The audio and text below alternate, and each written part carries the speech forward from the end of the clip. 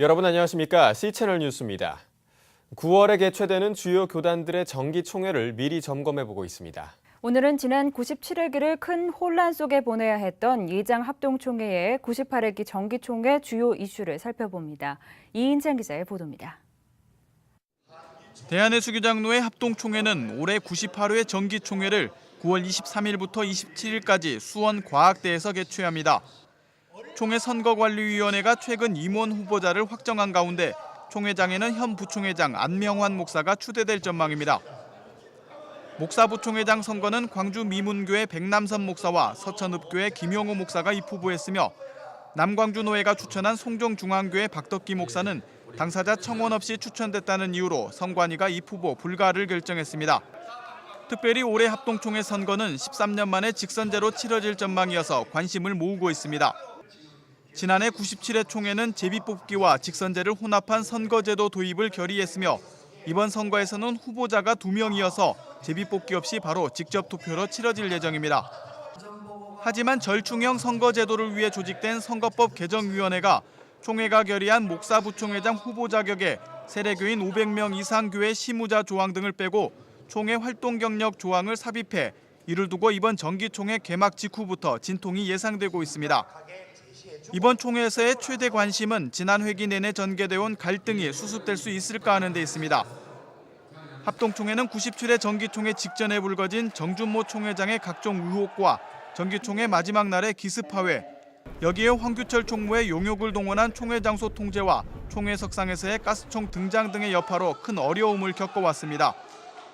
지난 97회 총회 현장에서 조직돼 총회장 측과 대립해온 총회 정상화를 위한 비상대책위원회에 대해 한때 100개가 넘는 노회가 지지 의사를 나타내기도 했지만 이후 동력이 흩어지면서 지난 6월 비대위는 자진 해산했습니다. 하지만 당초 불거진 의혹들이 규명되지 않고 이후 취해진 조치들이 부당하다고 총대들이 판단한다면 올해 총회에서 다시 한번 격돌이 예상됩니다. 또 97회 총회 사태와 관련한 헌의안들이 현장에서 다뤄질지 여부도 지켜볼 대목입니다. 또 최근 실행위원회가 비대위 핵심 인사 5명에 대해 5년간 총대권과 공직을 제한하는 결의를 한 것도 논란이 될 전망입니다. 총회 규칙이 인사 처리는 실행위에서 행사치 못한다고 규정하고 있기 때문입니다.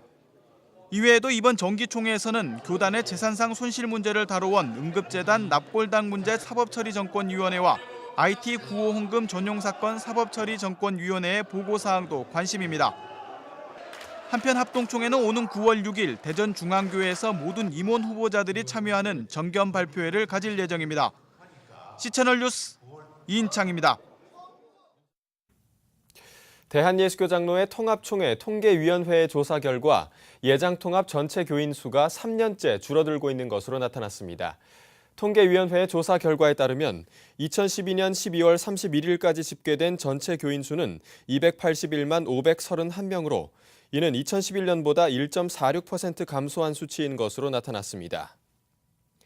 교인 수 감소 현상은 지난 2010년을 기점으로 시작됐으며 이러한 추세는 계속 이어질 전망인 것으로 알려졌습니다. 한편 전체 교인 수 감소에도 불구하고 교회와 목사, 장로의 숫자는 꾸준히 증가 추세를 보이고 있는 것으로 나타났습니다.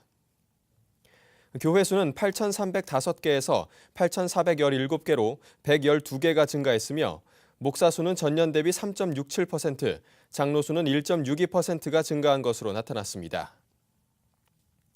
또 여성 교인이 남성 교인에 비해 41만 명 이상 많은 것으로 집계됐지만 전년 대비 격차는 줄어들어 향후 남녀 비율 격차는 점차 줄어들 것으로 예상되고 있습니다. 오는 9월 교단 총회 기간을 앞두고 내실 있는 총회 운영과 정책 활동을 지원하기 위한 2013 교단총회 공동대책위원회가 출범합니다. 교단총회 공동대책위원회는 취지문에서 교단총회가 교단의 주요 현안을 검토하고 결의하는 중요한 회의체라며 교인들은 총대들에게 위임한 권한이 자의적으로 행사되지 않도록 감시하고 견제해야 할 권리와 의무가 있다고 밝혔습니다. 올해 공대위가 선발한 참관단은 예장통합, 합동고신, 기장 등 4개 교단의 총회 현장을 직접 방문해 안건 토의 과정과 총대들의 발언을 모니터할 예정입니다. 이번 총회 기간 동안 공대위는 특별히 목회자 윤리 강령과 세습 방지 법안, 여성 안수, 민주적 회의 운영을 중점으로 참관 활동을 진행할 계획입니다. 한편 공대위는 참관 활동에 앞서 오는 9월 3일 한국기독교사회문제연구원에서 2013 교단총회 공동대책위원회 출범 기자회견과 정책포럼을 개최할 예정입니다. 한국기독교교회협의회가 한국교회와 교회 세습을 주제로 토론회를 개최했습니다. 목회적 관점에서 발제한 기독교대한감리회 장정개정위원장 권호서 감독은 감리교가 지난 29회 입법의회에서 62.8%의 찬성률로 세습금지법을 통과시켰다며 세습에 대한 사회적 시선이 좋지 않은 때 선교를 위해서라도 목회 세습은 하지 않아야 한다고 전했습니다. 성서적 관점을 언급한 구약학 박사 이영재 목사는 구약의 레위인, 특히 아론과 그 아들들의 제사장직 계승으로 교회 세습을 해석하는 것은 잘못된 해석이라며 제사장직 계승은 혈연주의가 아닌 언약의 공동체로부터 비롯된 것이라고 설명했습니다. 한편 예장통합과 고신, 합신, 기장총회 등은 9월 정기총회에서 세습 금지 법안의 제정 여부를 논의할 예정입니다.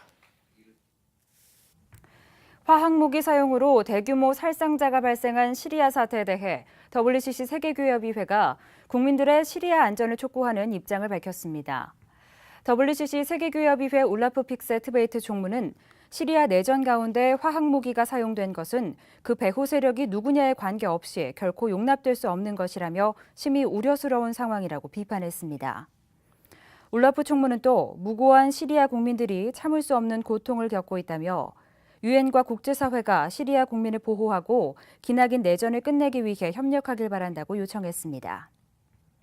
울라프 총무는 이와 함께 브라질 포르토 알레그로에서 열렸던 WCC 제9차 총회에서 채택한 문서를 인용하며 국제사회는 위기에 처한 사람들을 보호해야 할 책임과 의무가 있다고 덧붙였습니다. 한편 지난 22일 시리아에서는 화학무기 공격으로 1,300여 명의 민간인 사망자가 발생한 바 있습니다. 교육부가 27일 대학 입시 전형을 간소화하고 수학 능력 시험 제도를 개선하는 방안을 발표했습니다.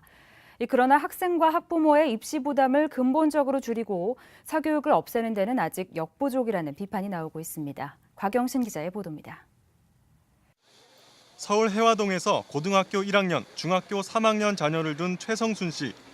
학부모로서 자녀들 교육에 관심이 많지만 우리나라의 입시 제도와 교육 정책은 늘 답답하기만 합니다. 대입 전형이 수천 가지에 이르는 데다 정부의 교육 정책도 수시로 오락가락해 자녀들 꿈을 위해 무엇을 어떻게 준비해야 할지 갈피를 잡기 힘들다는 게 최 씨의 하소연입니다. 모르겠어요. 전 지금 아들이 고1이고 딸이 중3인데 모르겠다는 거예요. 무엇을 어떻게 준비를 해야 될지. 교육부가 27일 새로운 대입 전형 간소화 방안을 발표했지만 복잡한 전형을 단순화하고 학생들의 입시 부담을 덜기에는 이번에도 역부족이라는 우려가 나오고 있습니다. 교육부는 대입 제도에서 수시는 수능 성적 반영 없이 학생부 위주로만 학생을 선발하고 정시는 수능으로 선발하는 방안을 내놓았습니다. 학생들이 준비에 큰 부담을 느꼈던 논술과 적성고사에 대해서는 대학들도 자제하도록 권고하는 한편 전국 3천여 개에 이르는 대입 전형을 대학별로 수시 4개, 정시 2개로 줄이기로 했습니다. 기독교 단체가 참여하고 있는 사교육 걱정 없는 세상은 기자회견을 열고 현재 3,000개의 대입 전형이 1,290개로 줄어드는 것일 뿐 학생들의 부담을 지우기엔 부족하다며 우려를 나타냈습니다. 또 논술과 적성고사를 대학 재량에 맡기고 특기자 전형의 스펙 요구도 그대로 허용해 사교육을 부추길 가능성이 크다고 주장했습니다.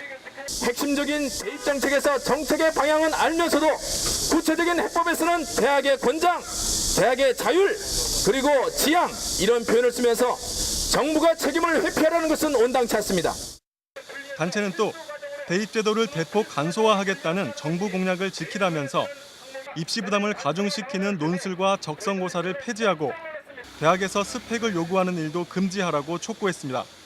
대입제도 단순화 전형 간소화 방안에서 이번에 특별히 논술고사 및 적성고사는 폐지해야 됩니다. 학생부 전형은 물론이고 특기자 전형 등에서도 스펙은 엄격하게 금지해야 합니다. 기독교 교사단체 좋은교사운동은 성명을 통해 개선하는 대입 전형 간소화에 약간 효과가 있지만 꿈과 끼를 살리는 학교 교육은 저해할 수 있다며 학생들을 서열화하지 않고 공교육을 정상화하는 방향으로 나가야 한다고 전했습니다. 교육부는 여론 수렴을 거쳐 오는 10월 대입 전형 개선안을 확정한다는 계획입니다. 교육은 100년 대계인 만큼 학생과 학부모들의 입시 고통을 근본적으로 해결할 수 있도록 합리적인 개선안이 마련돼야 할 것으로 보입니다. C채널 뉴스 곽영신입니다.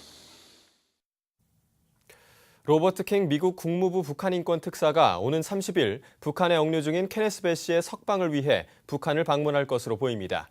미국 국무부는 현재 일본을 방문하고 있는 킹 특사가 오는 30일 북한을 거쳐 31일 귀국할 예정이라며 킹 특사는 북한 당국의 인도적 차원에서 케네스 배를 용서하고 특별 사면하도록 요청할 것이라고 밝혔습니다. 외교 전문가들은 북한이 배 씨를 석방시켜주겠다는 약속하에 킹 특사의 방북을 초청했을 가능성이 높아 보인다며 이번 방북의 배경을 분석했습니다. 이번 방북은 킹 특사가 지난 2011년 5월 한국계 미국인 에디 전 씨의 석방을 위해 방북한 이후로 2년 3개월 만입니다. 한편 케네스 배 씨는 지난 11월 북한에 들어갔다가 억류됐으며 올해 4월 반공화국 적대 범죄 행위를 이유로 노동교화형을 선고받고 특별교화소에서 수용 생활을 하고 있습니다. 이 밖의 뉴스와 날씨를 전해드립니다. 국회 골방기도가 지난 27일 1300일을 맞았습니다. 평화의 나라 이루기 위해 미래를 향해 앞으로 나아가기를 주제로 열린 1300일 감사 예배에서 참석자들은 평화롭고 하나님의 공의가 실현되는 나라가 되길 바란다며 함께 기도했습니다. 라이즈업 코리아 운동본부와 한국품성개발원이 오는 9월 한국기독교회관에서 한국교회 품성 지도자 과정과 강사 과정을 개설합니다. 한국품성개발원 이봉식 목사는 품성교육이 성경을 기반으로 한 인간개발 교육이라며 기대감을 나타냈습니다. 한국기독교역사학회가 다음 달 7일 한국기독교역사연구소에서 제316회 학술대회를 엽니다. 학술대회에서는 서울대 방원일 박사와 연세대 손승호 씨가 각각 종교학의 원시 유일신론 논쟁과 수도권 특수지역 선교위원회 선교자금 사건에 대해 발표합니다.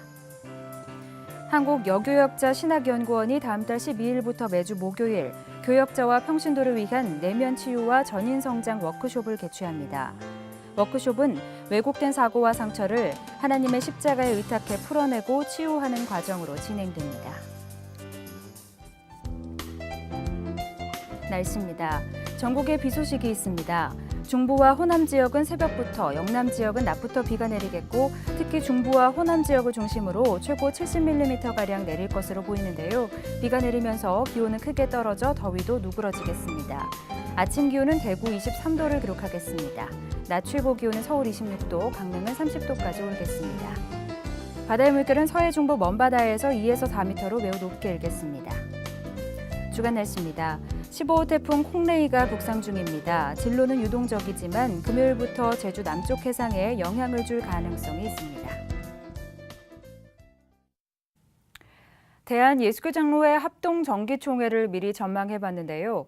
지난 회기부터 계속되어 온 혼란과 갈등을 해결하기보다 더 큰 혼란을 낳지는 않을지 우려가 나오고 있습니다.